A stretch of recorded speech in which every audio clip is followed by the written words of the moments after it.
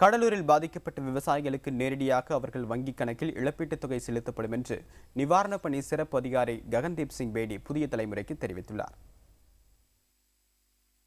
விவசாயிகளுக்கு ஹார்டிகல்ச்சர் கிராப்ஸ்க்கு மற்றும் இதர இடத்துல இருக்கக்கூடிய சேதங்கள் மாவட்ட நிர்வாகத்தால் எல்லா கிராமங்களில் குழுக்கள் அக்ரிகல்ச்சர் மற்றும் ரெவன்யூ டிபார்ட்மெண்ட் குழுக்கள் போட்டுட்டு அது சேத மதிப்பீடு அரசுக்கு கொடுக்கப்பட்டுள்ளது. ஸோ அந்த சேத மதிப்பீடு அந்த அடிப்படையில் அரசால் 38 கோடி ரூபாய் முதல் தவணையாக மாவட்ட ஆட்சியருக்கு ஒதுக்கீடு செய்யப்பட்டுள்ளது.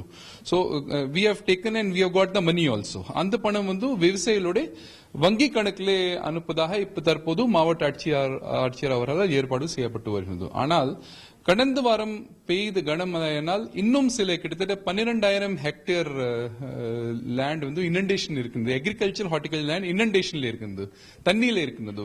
அது தண்ணி விடிய விடிய விடிய அதுக்காக மறுபடி இன்னொரு பணி ஒரு கணக்கு எடுக்கும் பணி நடைபெற்று இருக்கின்றது.